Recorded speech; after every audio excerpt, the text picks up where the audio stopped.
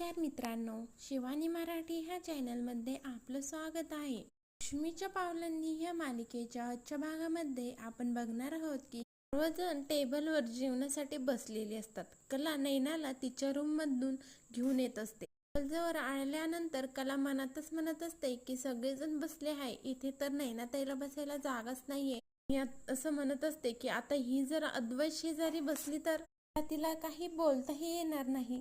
तेवढ्याच सोहम येतो. सोहम कलाला म्हणतो, वहिनी काय जेवण बनवलंयस? जाम भूक लागली, लवकर वाढ मला जेवायला. त्यावर कला म्हणते की हो. आणि सोहमला म्हणते, अरे मग वेळेवर यायचं ना, असं घाईघाईत यायचं, पटापट जेवायला वाढायला लावायचं आणि पटपट जेवण उरकायचं, अशाने अपचन होतं ना.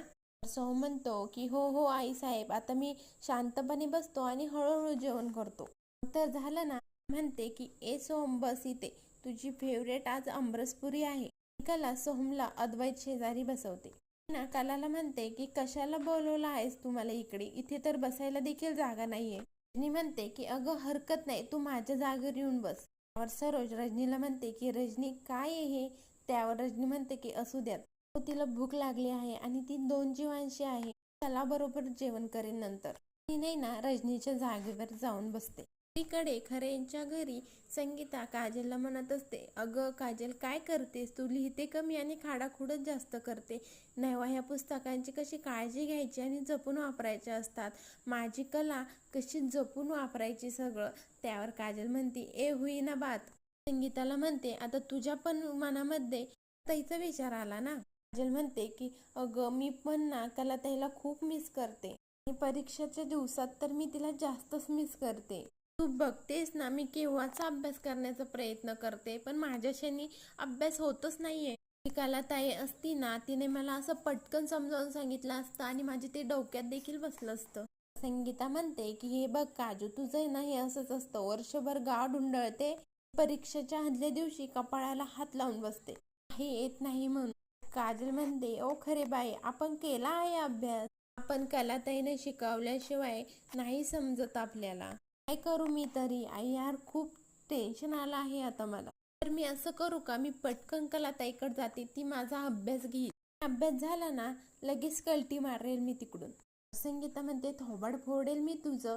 घड्याळात बघ किती वाजले ते. वेळेला तू तुझ्या ताईच्या सासरी जाणार आहेस का? काय म्हणतील तिच्या घरची माणसं?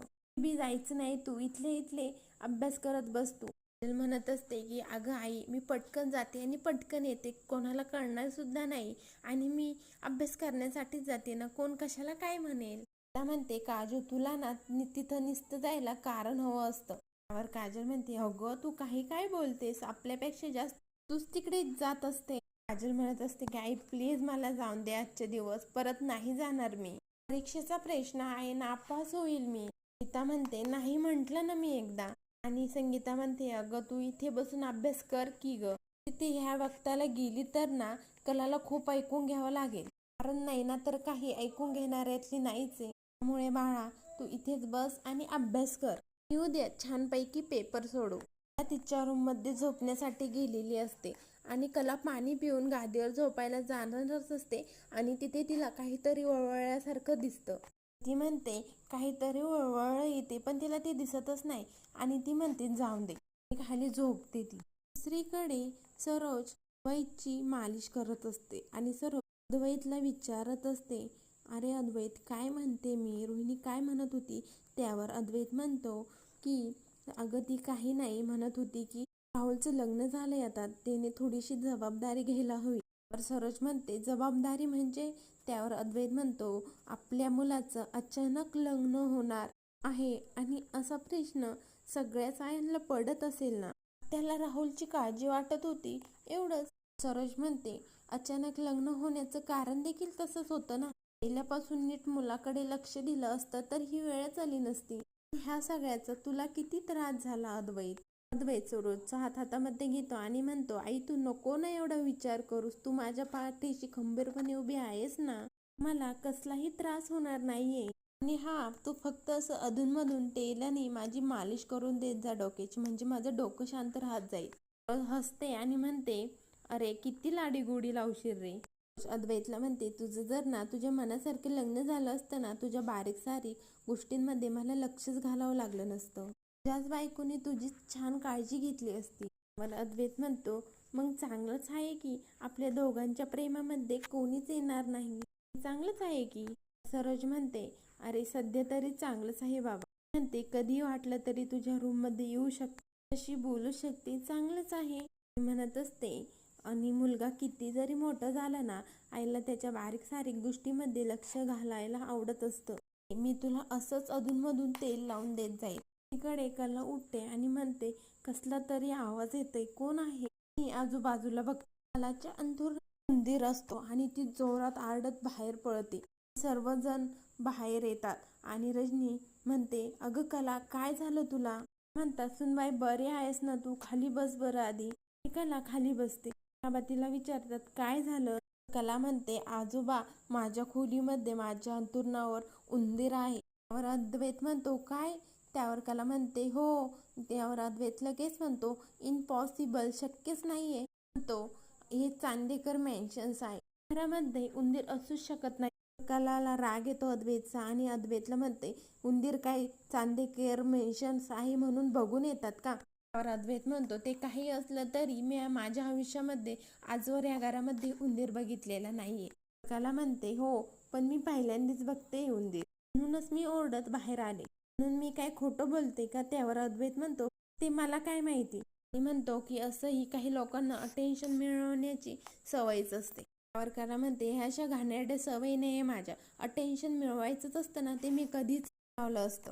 आणि ही काही वेळ आहे का अटेन्शन मिळवण्याची? आणि तुझ्या पायावरून जर उंदीर गेला असता तर तू वेळ बघितली असती का? गेला असता का मध्यरात्री आपल्या पायावरून उंदीर गेला, आपण उद्या सकाळी उठल्यानंतर ओरडूयात. अद्वैत म्हणतो, ते काही नाही, ह्या घरात उंदीर असूच शकत नाही. कला म्हणते, मग मी काय खोटं बोलते का? वेळ लागला आहे का मला? आबा म्हणतात, अरे अद्वैत, कला, अरे वाजले किती? तुम्ही कधी पण भांडायला लागतात. बाबांना म्हणतो, हे बघा ना, उंदराच्या नावाखाली अख्खं घर गोळा केलं हिने. म्हणते की तुझा जर विश्वास नसेल ना, स्वतः बघू आतमध्ये. अद्वैत म्हणतो, बघतो ना, मी काही घाबरतो का? आणि म्हणतो, तसंही उंदरांची, झुरळांची आणि अति अगाऊ मुलांची मला अजिबात भीती वाटत नाही. आणि अद्वैत कलाच्या रूममध्ये जातो. अद्वैत रूममध्ये गेल्यानंतर आतून चेक करतो आणि म्हणतो, कुठेही उंदीर काही नाहीये इथे, फक्त लोकांची झोप मोडायची असती रात्री. तेवढ्यात अद्वैतच्या पायावर उंदीर चढतो आणि अद्वैत ओरडत म्हणतो, आहे आहे, बाहेर येतो पळत आणि म्हणतो सगळ्यांना, आहे आतमध्ये उंदीर. त्यावर कला म्हणते, बघितलंच ना आता स्वतःच्या डोळ्यांनी, मी सांगत होते तेव्हा पटलं नाही तुला. सरोज म्हणते, तुम्ही दोघं जण गप्प बसा जरा. सरोज रघुला म्हणते, रघु जा बरं, उंदीर आहे का नाही खरंच बघून ये. रघु रूम मध्ये जातो. रघुला उंदीर सापडत नाही. रघु बाहेर येतो आणि सरोजला म्हणतो, मॅडम, मी घरभर शोधला पण सापडला नाही. म्हणते, अरे तू दरवाजा बंद करून ये, नाही तर घरभर तो धिंगाणा घालेल. आणि रघु दरवाजा बंद करायला जातो. म्हणत असते, आता तो घरभर फिरेल आणि घरामध्ये महत्वाचे डॉक्युमेंट्स आहे, कुरतडली नाही म्हणजे मिळवलं. रोहिणी म्हणते, हो, एकच उंदीर आहे का आणखी आहे हे माहिती देखील नाही. रोहिणी अंजूला आणि रघुला म्हणते, रघु, अंजू, तुम्ही साफसफाई नीट का करत नाही? सरोज म्हणते, आता तोपर्यंत उंदीर सापडत नाही तोपर्यंत ती रूम बंद. त्यानंतर आबा म्हणतात, सरोज बरोबर बोलते. कलाला आबा म्हणतात की आता कला, तू तोपर्यंत त्या घरामध्ये झोपू नकोस. रजनी म्हणते की पण आबा, ती झोपणार कुठे मग? नयनाकडे बघतात. नयना लगेच म्हणते, आबा, मी बोलवलं असतं तिला झोपायला, पण राहुल कुठे झोपणार ना. आणि तसंही आमचं आत्ताच लग्न झालं आहे, आम्हाला थोडी प्रायव्हसी हवी आहे ना. पण तसंही काही नाही, पण कलालाच ऑफवर्ड होईल. रजनी म्हणते की हरकत नाही. रजनी कलाला म्हणते, कला, तू आमच्या रूममध्ये येत. त्यावर श्रीकांत लगेच म्हणतो, मी कुठे झोपायचं मग? मी इथे झोपू का सोफ्यावरती? तुला काही कळतं की नाही रजनी? दिवसभर मला काम असतं, दगदग असते, रात्रीचा तेवढा आराम मिळतो, हे बघ, मी माझी रूम सोडणार नाही. मला दुसरीकडे झोपही येत नाही. झोपायला चललो, तू पण चल झोपायला. पुन्हा सकाळी म्हणशील जागरण झालं, माझं डोकं दुखतंय. बाकीचे सगळेजण ज्याच्या त्याच्या रूममध्ये निघून जातात. आबा, अद्वैत आणि कलाच राहतात तिथे. आबाला कला म्हणते, आजोबा, तुम्ही नका काळजी करू, मी इथे सोफ्यावर झोपते, मध्ये तुम्ही पण झोपा जा. म्हणतात, अगं, तू घराची लक्ष्मी आहे, तुला असं वारं सोडणार का मी? म्हणते की खरंच काळजी करू नका आजोबा, मी पण झोपा, दगदग करू नका. अद्वैतला म्हणतात, अद्वैत कला तुझ्या रूममध्ये झोपेल.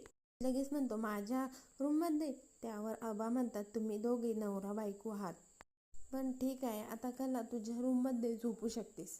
अद्वैत म्हणतो, आबा काही काय म्हणतात, मग एवढ्या मोठ्या घरामध्ये तिला वारं सोडायचं का? अरे माणुसकी म्हणून तसं पण तू तिचा नवराच आहे, तेव्हा कला तुझ्याच खोलीमध्ये झोपेल. एवढं बोलून आबा तिथे निघून जातात. आणि कला सोफ्यावर बसून राहतात. सोमला काही झोप येत नसते. सोम उठून बाहेर येतो. त्यांना बघितल्यानंतर सोम म्हणतो, दादा वहिनी तुम्ही अजून इथेच? दोघांनी काय जोड्याने उंदीर पकडूनच जायचं की काय ठरवलं आहे की काय? अद्वैत म्हणतो, मस्करी करू नको, तू जा जाऊन झोप. नाहीतर सोम आपण एक काम करू, आज तुझा दादा तुझ्या बरोबर तुझ्या रूम मध्ये झोपेल. त्यावर सोम म्हणतो, दादा तुझ्या रूम मध्ये पण उंदीर शिरलाय? तर अद्वैत म्हणतो, नाही, माझ्या रूम मध्ये मांजर घुसण्याची शक्यता आहे. सोम म्हणतो, काय? अद्वैत म्हणतो, अरे हिला आबांनी माझ्या रूम मध्ये झोपायला सांगितलंय. सोम म्हणतो, बेस्ट आहे ना, तुम्ही दोघं झोपा तुमच्या रूम मध्ये. पुढील भागात आपण बघणार आहोत की म्हणत असते, मला आत्ताच्या आत्ता गादीवर आडवं पडण्याची इच्छा आहे आणि मला कुठलाही वाद घालायचा नाहीये, त्यामुळे तू जा अद्वैत आणि तुझ्या रूम मध्ये जाऊन झोप, मी इथेच झोपते. त्यावर अद्वैत झोपण्याचा ऑप्शन नाहीये तुझ्याकडे. म्हणते की तू माझी काळजी करू नको. अद्वैत म्हणतो, मी काही तुझी काळजी वगैरे करत नाहीये. त्यांनी काय सांगितलं ती लक्षात आहे ना, ऐकलं आहेस ना तू? चल. आणि तिला रूम पर्यंत घेऊन जातो आणि मनातच म्हणतो, मला कधीच वाटलं नव्हतं हा दिवस मला बघावा लागेल. पुढील भागाची डेली अपडेट पाहण्यासाठी शिवानी मराठी चॅनलला सबस्क्राईब करा, लाईक करा. धन्यवाद.